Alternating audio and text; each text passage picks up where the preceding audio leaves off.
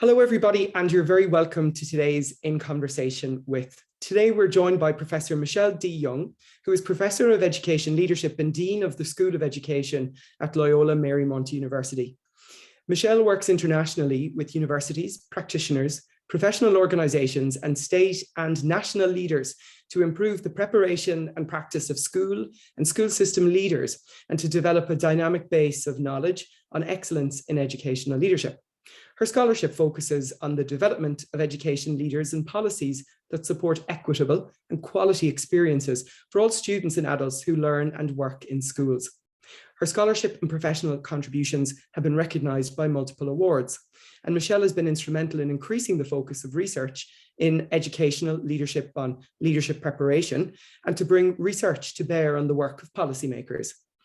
Michelle has also led both statewide and institutional reviews of educational leadership development programs and chaired the effort to develop a new set of national educational leadership preparation standards, which will guide the development and accreditation review of educational leadership preparation programs. We're delighted Professor Young joins us today, and you're very welcome. It's good to see you. It's nice to see you as well, Gavin. Thanks for the invitation. Thank you for joining us. Michelle, I know you've been busy writing a new book with colleagues at the moment, which focuses a lot on some key words I touched on in the introduction. So maybe you could tell us a little bit about that publication, its focus, how it came about, and what you hope its impact will be. I'd be happy to. So the book is focused on redesigning education leadership preparation. And I would love to say that it was like an easy project, but it wasn't. It was actually a project that was about 10 years in the making. My colleague, Ann O'Doherty, who is the leader of the Danforth Principalship Program at the University of Washington, she and I used to work together at the University of Texas, Austin, and we co-ran a leadership preparation program while I was also serving as the executive director of the University Council for Educational Leadership, UCEA, which is an organization primarily US based, but has a few international institutions that are part of it that are really trying to build the knowledge base and improve preparation for education leaders, both at the school and kind of system-wide level. In the United States, that would be school districts or charter organizations. In the UK and elsewhere, of course, the unit of analysis is a little bit different, right? So when we were working together at the University of Texas, we got a grant from the US Department of Education to do some redesign of our preparation programs. And in the process, we were engaging in a national network of other faculty who were also redesigning their programs. Then within UCEA, there were also faculty who were engaged in program redesign. And so we began to intentionally collect their stories and try to understand better some of the things that they were going through, some of the tools that they used and processes, everything from thinking about what it is that you're trying to do. In the United States, we have this term called developing a portrait of a graduate. Like, what is the graduate you ultimately wish to develop through your programs? And then how do you intentionally backward design your programs to meet those goals? In a lot of places in the United States, this is done in partnership with school districts now. So what our book tries to do is take you through those initial thoughts about engaging in the redesign process, from how do you manage kind of the change process and strategic planning and putting together just a variety of different meetings with stakeholders and creating the kind of through lines that you're wanting, to building out an MOU with your district partners, engaging your faculty colleagues in these kinds of discussions. If you're working on a current program, we have resources, tools, and examples of faculty who went through what we call a curriculum audit process, really thinking not just about the content that you're trying to deliver, but also what counts as really powerful leadership development experiences. So what does a powerful learning experience look like in a classroom? The book is also focused on equity. And so part of the book also provides some insights into how do you ensure that your curriculum is not just building towards equity, but it's also an equitable curriculum itself, such as making sure that the readings reflect a diversity of perspectives, reflect leaders work in a variety of different types of schools, serving a variety of different types of students. I see you continue to unmute and mute your microphone. So I'm wondering, Gavin, if you wanted to ask a question. No, I'm just trying to make sure that there isn't so much background noise, just in case there is any coming through. So no, that was it. But no, I think what's really interesting about the book is the fact that it takes this broad view about just how much is involved when you're trying to go about making a quality educational leadership preparation program. And I think that's something that's often underestimated. I don't know if you'd agree with that. Oh, absolutely. I think, there's this notion, Gavin, that you have a set of national standards, or in some cases you don't, but that you build out a set of syllabi for a program, and it basically is done. So one and done, and you never really have to revisit it. And that it's also, it's just whatever the faculty want it to be. But actually, the best programs are responsive and engaged in a process of continuous improvement. In fact, there's a chapter that's dedicated to evaluation, collection of data, and how you use that data in faculty and partner planning conversations to think about, what needs to change next year when you relaunch the program with a new cohort that is responsive to the needs of the district, that is reflective of the most recent research, and and that also takes into consideration both the lessons learned from the faculty and the feedback from the students who are going through the process. I'm not really sure, I haven't gone through the process of accreditation or review that happens in other countries, but in the United States, we have a variety of different accreditation review processes that occur in the institution, usually within a state or region, and then also national accreditation. And they all, they all look at different things. They're pretty much aligned, fortunately. It's not always the case, right?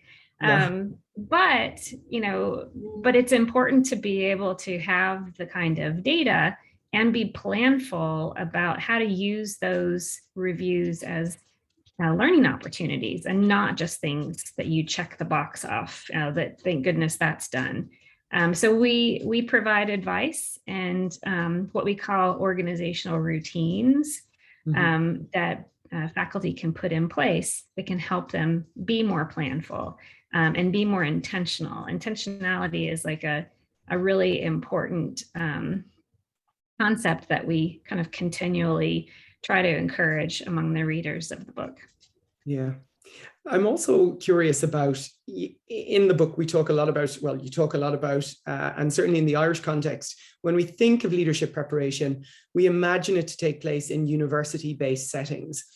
But there are arguments out there, aren't there, that say, why do we do this in the university? This should all be about internship or practice. But really, I think the message in your book is it's both and, not either or, right? And in the literature more broadly. No, that's absolutely right. And it's one of the reasons why a number of the programs that we highlight, you'll notice that they have both tenure line faculty and clinical faculty working kind of hand in glove together on the program redesign and also on the program delivery. And those clinical faculty, which are oftentimes supplemented by part-time faculty who are actually practicing school or district leaders, are the ones who are really kind of thinking about the more kind of practical applications of the research and the theory. Though a lot of the clinical faculty are just as up on research as our tenure line faculty, just maybe not as deeply engaged in the process themselves. But that notion that you can do the work of leadership without any without a deep understanding of what current research says, or in an atheoretical way, is really wrong-headed. I mean, if there are theories of how leadership works and how it can be more effective, what a shame if we are ignoring that, right? Same thing with, if there are effective practices that are going on in the schools, and or if we can create a opportunity for our candidates to engage in kind of a sheltered leadership experience, or a wonderful opportunity for them to have a mentor who's providing excellent supervision as they begin to do the practice of leadership, you know, why would we not want to provide that kind of a powerful experience, you know, together with a rich exposure to the research literature? It definitely is a both and. Yeah, it's about weaving them together. And I think for me, when I think of this, I also think that by having both, and it augments how we can view the very important and complex work school leaders do, and gives us a language, a shared language, to be able to articulate that. Yeah, yeah. You know, and that is one of the really important messages of the book as well, Gavin, and that is putting together a leadership program, designing it, improving it, is not something that a single person can do by themselves, for the very reasons that you were just raising, you know, not to mention the fact that it is a very complex undertaking. But you want to have these different perspectives in the room while you are thinking about, okay, we are talking about talent development. You know, these are the resources that we think are important to read. These are the experiences that we think are important for candidates to have. What are we missing? You know, you're going to have a lot of gaps if you don't have multiple perspectives in the room. And in particular, if you don't have the research perspective and the context in which these candidates are actually going to be working, it's really important that you have both. Yeah, definitely. I often say when we think about this that it takes a village to engage in leadership preparation. And I think we've been talking about how that plays out within formal programs, but leadership development happens informally in schools as well. And I was wondering maybe if we could segue just to talk about that for a little moment, perhaps what some people might see as the more informal, but nonetheless, I think sometimes when we use that word, we think it's not as important, but it is. Giving people opportunities to lead through the distribution of leadership is important, perhaps while, during, and maybe before engaging in programs like the ones we're talking about mostly today. Right, right. With regard to before, I think, you know, one of the things that we have noticed about candidate recruitment and screening processes within the United States is that more and more often programs are looking for individuals to come into their programs who already have had some kind of a leadership experience. So one way to think about it is we have a finite amount of time with individuals, right? You want to make sure that that has the most value add to that individual's learning and growth as possible. So if they come to you already having some experiences, then they have something that they can kind of latch onto when they are learning and when they are working within the schools to apply some of the things that they're learning. So that notion of actually having some experiences as a teacher leader or as a department chair or something like that before they come into the program. But the notion of practice during the program is also very important.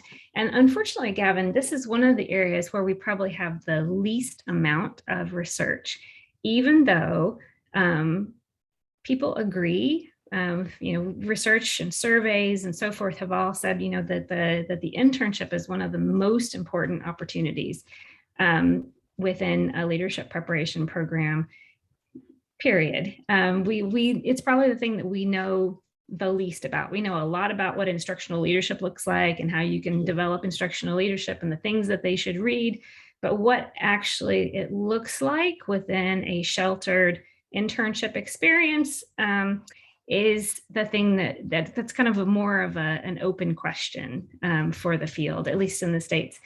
But what research we do have indicates that it is very important to have an agreement in place with the school that the candidate is placed in, that the type of supervision they're going to receive from either the building leader or whomever it is that is assigned as that person's mentor, number one. Number two, that the individual, the coach perhaps, or whomever it is that is assigned to the individual in their in the program, when they will come and visit, the types of things that they'll do during their visit, so the candidate knows what to expect, the kind of debriefing that they'll have. The quality of the feedback is also really important. Their opportunity to use that feedback is important. But you want to make sure that there's some sort of a memorandum of understanding in place that says, they'll have an opportunity to practice all of these different really important leadership, that they'll be given certain type of feedback from that, and an opportunity to further their growth. Sometimes there are also opportunities for shadowing that are built in a variety of different circumstances. There are some things that are harder to work in there, things related to HR, or things that are related to student rights. Sometimes they're more difficult to try to ensure that they happen during an internship. But what we've also found, Gavin, is that there are some simulation opportunities here as well. So if it ends up that you have a candidate who hasn't had an opportunity to do A, B, or C, then relying on supplemental opportunities, such as there are virtual reality simulations, like the ones through Immersion, where you can put a candidate into a simulated environment where there are actual actors behind the virtual characters, maybe playing the part of a parent, where then the person has an opportunity to do a parent meeting. The parent sort of reacts in a very humanistic way, because there's a live actor back there who's kind of following an ad lib on a script that they've been given. And it really puts the individual in a spot to try to figure out how best to react. And then they have their whole colleagues from their classroom who can help them debrief on their performance. So a variety of those types of kind of performance-based opportunities and assessments, in addition to the opportunity to actually lead within the field, can be really important, are really important parts of the learning experience. You mentioned mentors as part of that learning experience, Michelle, and I know that in the past, people maybe like Gary Crow have talked about maybe sometimes mentors can be putting kind of old wine in new bottles, so to speak. I know it's kind of a blunt metaphor. There are possibilities with mentoring and there are challenges. Would you be able to comment on some of those in a little more detail? Because this is something I think that's been really embraced internationally as part of leadership preparation and development programs. Yes, I think one of the biggest challenges is finding somebody who is a good model of leadership, who also has good mentoring skills. It's kind of like the algebra teacher, right? You could have somebody who's amazing at algebra and they are terrible at teaching others how to do algebra. The same is true of leadership. You may find some folks who are amazing leaders, but they just don't have what it takes to be a really excellent mentor. So making sure that you're doing a really good job of recruiting and vetting individuals for service as mentors And then providing them with professional development and or an opportunity to make sure that you are speaking the same language about expectations, because simply because I say to you, Gavin, that I would love for you to be a mentor for my students does not necessarily mean that you're going to understand what it is that my expectations are for you, right? So being really explicit, providing professional development can be really helpful. Also, as part of those expectations is making sure that that there are some accountability measures that are, or responsibility, whichever word you prefer, built into the mentoring relationship. So like there are a set number of meetings where you are wanting to accomplish certain types of things throughout the semester, as well as building in flexibility so that you can kind of have those in the moment learning experiences that just really can't be anticipated. But really, kind of making sure that there are set times for checking in with the mentor about how things are going, making sure that you take care of any problems that emerge early on, because there's nothing worse than somebody like not being a good fit, or there's a miscommunication that's not addressed early on, and then the rest of the internship can be not necessarily ruined, but it can be a situation where you aren't getting what you need out of the internship experience. Yeah, and that raises, when you talk about what you need, it kind of raises this question of maybe necessities that a mentor serves, and then we can confound, can we not, this whole idea of, well, here's what my mentor gives to me or what I need from them. What then from my coach, if there's a coach on the scene? In some contexts, it's mooted that these people shouldn't be education professionals per se, but can offer you other coaching approaches. And I'm just wondering what your idea is and what possibly your research has kind of shown in respect to that. Well, I think you can find benefits in both types of approaches, whether they are individuals who might be current or just recently retired individuals from school leadership themselves, who are then provided with training on coaching. And then of course, there are different types of methods of coaching. There's cognitive coaching, there's behavioral coaching. So there's just a whole variety of different approaches there. So you have to be really clear on the approach that you want to take within your program, and to make sure that that's the kind of approach, if you have a district partner or partners in the field, that they value as well. Because that's another thing, is you kind of the days of the ivory tower making all of the decisions, at least in the States, is long gone. But there are also value. There's also value in having folks who aren't necessarily from the education field, who can then come at it and just from a more generic leadership frame of, these are the types of questions that help you, because of course, coaching is not necessarily about me telling you, it's about me helping you think through a problem. And, in some cases, people who do pull in folks from outside of the profession make the argument that they're less likely to move from coach to mentor or advisor. Rather, they kind of are more likely to stay in that kind of coaching mentality because they don't have that experience within the schools. And what do you think about the principal serving as somebody who's engaged in leadership development in the school? I mean, research often tells us that principals who may be close to leaving to move to another professional setting or maybe retiring, they tap individuals, don't they? Does that mean, do you think, that people are ready to take that step? It's a good indicator, right?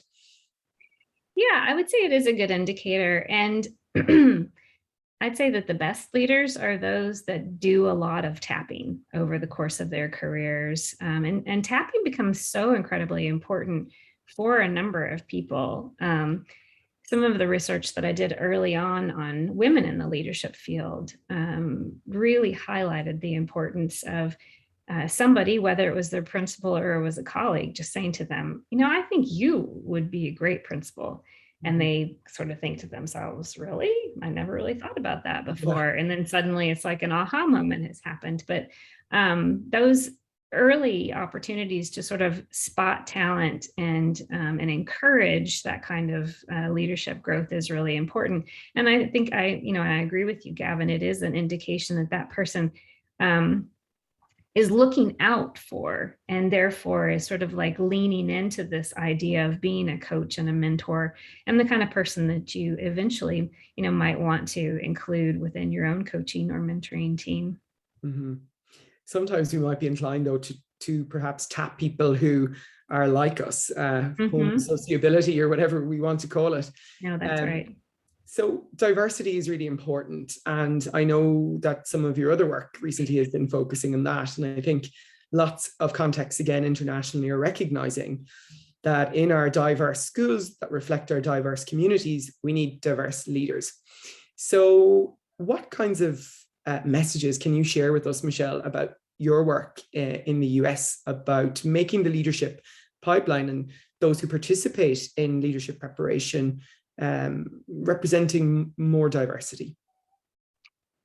Yes, so I would say that this is a very interesting issue because the United States student population has been diversifying for years and years and years, and for years and years and years, we've been having this conversation about the need to have more diverse teachers and leaders within, in particular, the public school system, but actually it's all of the K-12 school systems in the United States. And it's been at least 2 decades that I've been part of this conversation. And it was also part of the conversation when I was directing UCEA, just thinking about the diversity of the leadership professorate. Because at the time when I joined UCA, it was majority white, and I would say also majority male still. And it quickly became half and half, if not majority female. I think it might even be majority female now within the leadership pipeline in the United States in higher education. But it is still not very diverse. It is much more diverse, though, than it was 10 years ago. And I would argue that at least part of the reason that it is more diverse is because of intentional efforts on the part of higher education and associations like UCEA and AACTE, which is the Association of Colleges of Teacher Education, to build out programs that were trying to identify and mentor and encourage scholars of color to go into higher education, and which means, of course, that we're taking them out of the ed leadership field, which is not a good thing, but it is a good thing. You know what I mean? Because there is a lot of research that demonstrates the importance of having models in place, and we just have to kind of figure out how to work on all parts of the pipeline. But within the K-12 area, just recently, some colleagues of mine, Ed Fuller in particular, we started looking at the diversity of both the teacher pipeline and the leadership pipeline, and primarily who was graduating from teacher prep and leader prep programs. We looked at a couple of different things. We were trying to identify whether or not there had been any increases in the number of candidates being produced. And we did see some increases in teacher education and limited increases in terms of leadership education. So then we started looking, Gavin, for areas of concentration, like were there certain types of universities where we saw a lot more diversity? And as you might expect, urban areas where there was a lot of diversity, we're producing more candidates of color, both teachers and leaders. But what was really interesting is that there were pockets where, because you would imagine that the population of teachers, the population of university students, is the ones that draw in the teacher education. Then the population of teachers in an area is where you draw in candidates for leadership. So you would kind of imagine that there's going to be a pyramid, right? Where you have kind of a diversity that kind of shrinks as you get to the top. There are a number of universities where the diversity of their leadership preparation programs is actually higher than the diversity of their teacher preparation programs. And so we endeavored to figure out why this is. And we discovered a couple of things. One of them was that the programs were intentionally seeking to become more diverse. They intentionally had, as part of their program model and their program goals, to recruit diverse student populations. And actually, this is one of UCEA's membership criteria for membership in the University Council for Educational Administration. And so, not too surprising, many of those kind of high flyer institutions were UCA institutions, which is great. Because I think that just demonstrates that if you have some explicit goals in place that are supported by your professional organizations, that you are more likely to actually realize those goals, right? If you don't have explicit goals, if there is no intentionality, you might kind of bumble into this just because of your population in the area. Sure. The other thing that we discovered, though, Gavin, is that these programs also seem to have more capacity to actually engage in this work. The faculty that they had in place, the partnerships that they had been cultivating, also not just had that value system and commitment to diversifying the profession. They also had a really in-depth understanding of why it was important, what the research was saying about the relationship of having a diverse leadership pool on teacher retention, on teacher quality, and on student success within schools. So that was kind of a mix of both intentionality and goals, as well as kind of the know-how in terms of the research, and then also being able to pair those two things into a set of strategies for recruitment and retention, and then basically name recognition. Like, we are known as a place that not just seeks out diverse leaders, but does an excellent job of developing these leaders and placing them in places where they're most needed and supporting them once they're there. If you can build that kind of a reputation, then it's going to be not just easier for you to continue to do that work, but you're going to become known as a place that is really making a difference. Yeah, and that's the thing, isn't it? There are early indicators, at least, that diversifying this pipeline does make a really, really positive difference. But let's maybe now focus. We've talked a lot about the tweaks we can make to improve our programs, improve the difference that leaders make in schools. Maybe we could talk a little bit about some lingering challenges around leadership preparation as well. We've probably touched on some, but in your view, Michelle, what are the main challenges that leaders themselves may face through engaging in leadership preparation, or system leaders who want to transform systems? What kinds of barriers can they face, or challenges can they face still? Oh gosh, yeah. Where do we start? Yeah, really, where do we start? Well, I think, one of two challenges, just from a candidate's perspective. These are individuals, for the most part. There are a couple of exceptions that have full-time jobs, right? Mm-hmm. They are already either a full-time teacher or an assistant principal. They tend to be individuals who are fully employed.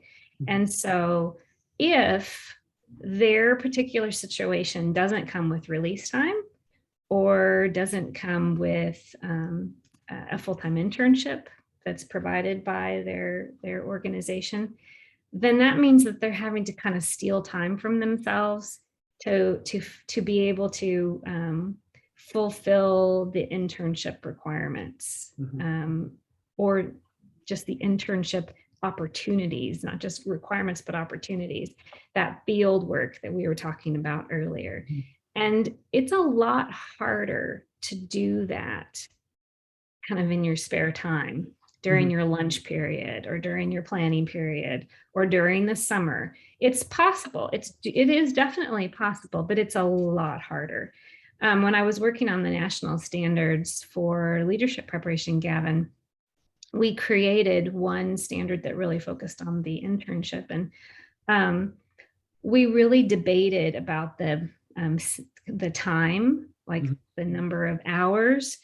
And what we came up with was the number of hours that was recommended by the research, but also this, we included the language of sustained leadership experience, meaning that it's not just an hour here and an hour there, but that you actually have an opportunity to engage in it for an extended amount of time.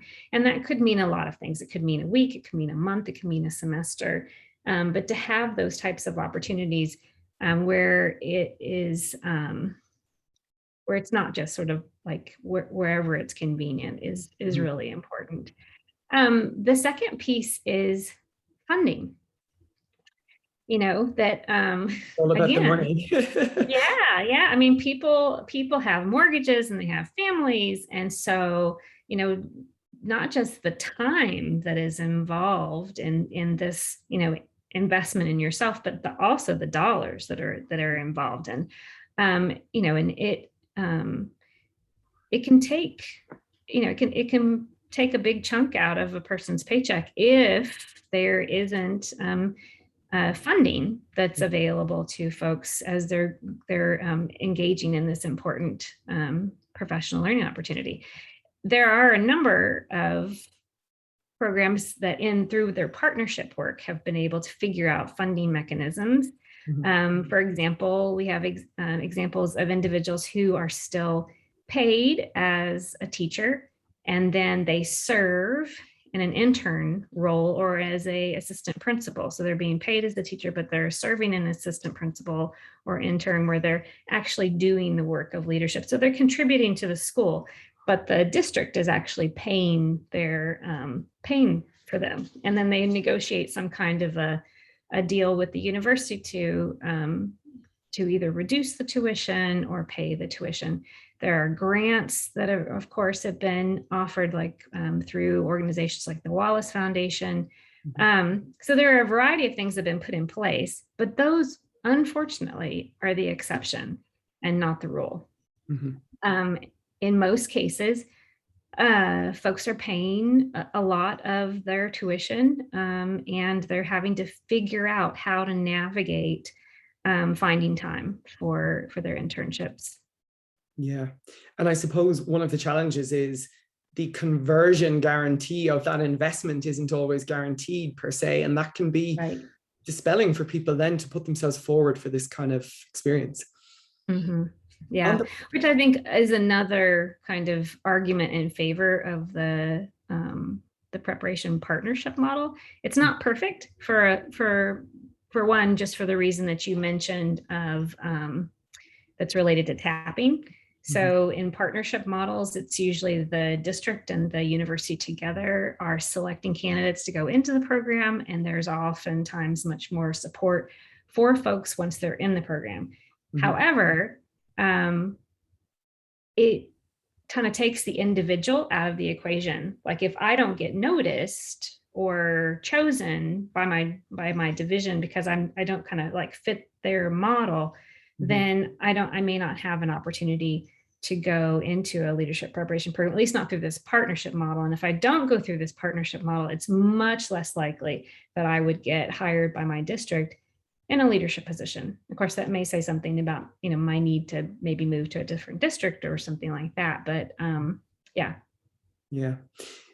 One of the other motifs, I think we could say in your new book, is around equity and its importance in leadership preparation programs. And it's possibly something that we've touched on, particularly in talking about diversity so far, but maybe you could tell me a little bit more about what's in your latest book around the importance of equity being built in to, rather than what some people say is it can be added on, isn't it? Rather than built in a more embedded way. Would you be able to share with us some insights from that perspective in the new book, Michelle, please? Sure. So in the beginning of our conversation, I was kind of taking you through the book and kind of how it unfolds.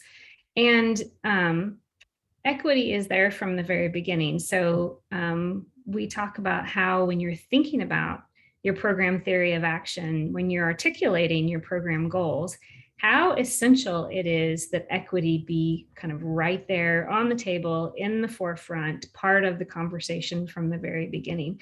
Because one of the arguments that we make is that you can't have an excellent school if it's not also equitable. Mm-hmm. It's just, there is no excellence without equity, right? And sure. So making sure that equity is part of the conversation is really essential. And then that means, thinking about who's around the table, thinking again about, as you put together your portrait of a graduate, what part of that portrait is focused on cultural responsiveness, equity orientation. Mm-hmm. Also, when we talk about content of the program that you are readings and or other types of information that you are sharing with your candidates that also have a really strong equity orientation. We have articulated 10 different powerful elements of a powerful learning experience. One of them is, how does this help a person understand equity and also have the capacity to work towards equity, kind of like thinking about it, asking the right questions, looking for evidence. I mean, it's just a whole bunch of different elements there. When you are evaluating your candidates, how are you looking for evidence that they can support equity in their schools?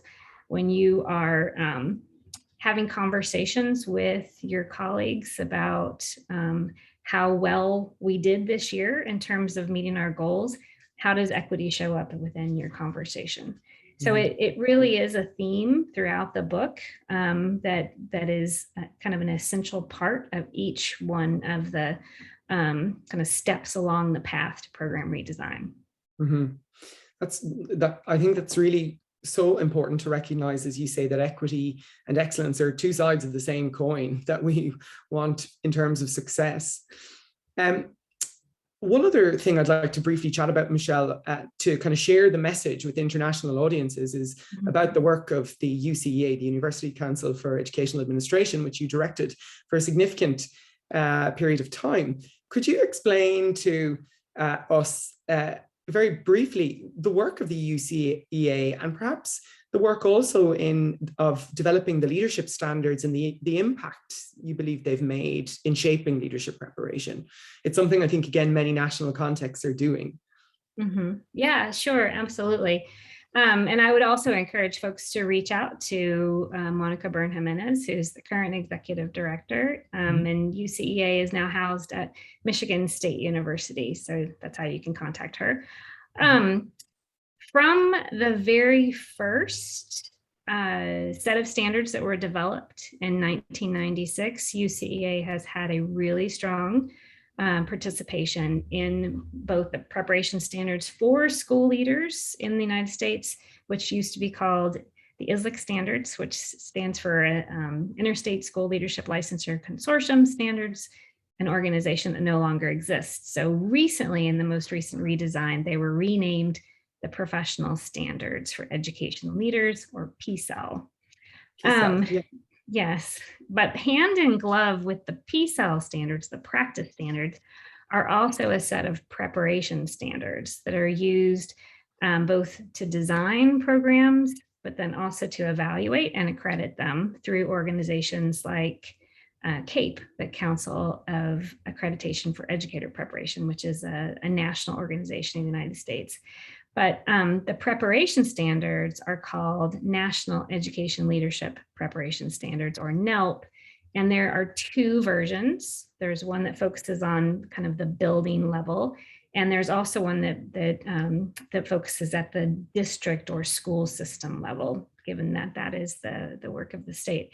Yeah, I've been in a number of international panels where folks have been talking about the standard setting work that's happening across the globe, and particularly within European countries. Quite a few individuals I was trying to think of the name of the conference that Stefan Huber runs, the WELS. Yeah, WELS. Quite a bit of activity among the participants there, the participants who go to the Belmas conference in the UK. Yeah, and you see a lot of similarity among what the standards are focusing on. For the most part, you know, it's how to develop teachers, it's kind of the guiding the instruction, kind of the moral and ethical responsibility. And in more recent years, and particularly in the United States, the NELP and the PSEL have one standard that explicitly focuses on issues of diversity and equity, and then also one that focuses explicitly on school improvement. So this kind of gets to your question a minute ago that I didn't get to, and that's that whole notion of how you use data to transform an organization, and really what the processes are there. Data use, both, you know, big data as well as small data, and you know, how it gets used in the classroom level, at the school level, and then more system wide to try to facilitate change. And you know, and how do you actually in a program that has a limited amount of time and scope, build those types of capacities?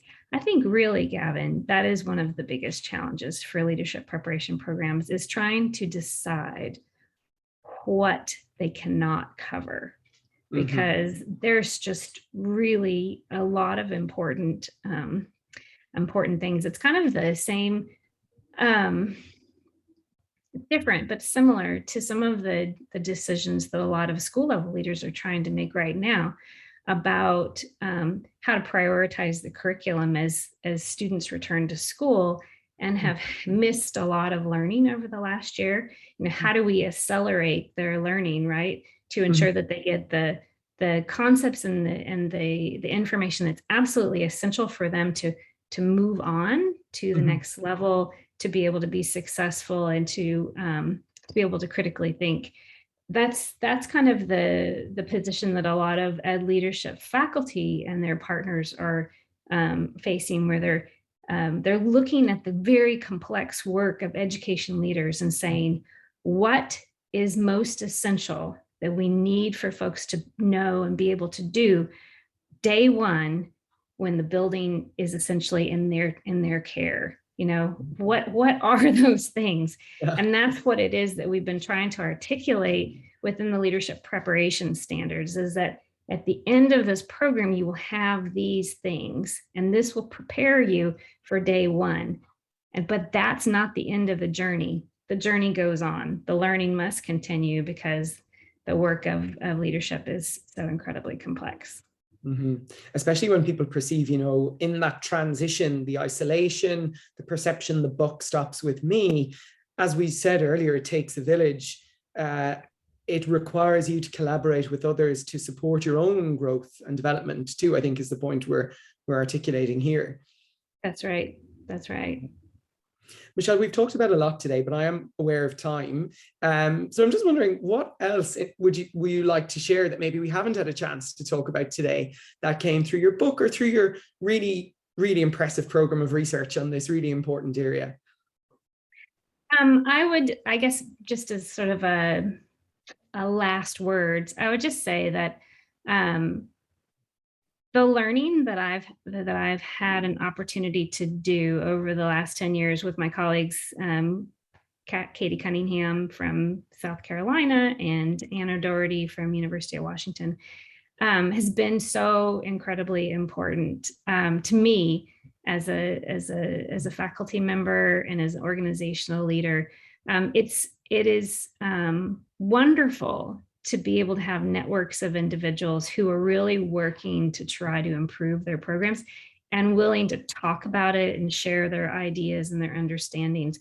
And the more that we can engage ourselves in those types of networks, the better off we are and the better off our students are, because they benefit from that sharing of information and from that influx of new ideas and kind of generative thinking. So I would really encourage folks to find others who are interested in this kind of work and continue to kind of extend the reach of this knowledge network for the benefit of our students. Michelle, thank you so much for being so generous with sharing all of this expertise and experience today. And I know it'll be of great interest to people here and further afield. So I'd just like to say on behalf of myself and colleagues at Trinity, thank you so much again for giving of your time. Absolutely. It was certainly a pleasure. Thanks so much for the invitation. No problem. Thank you.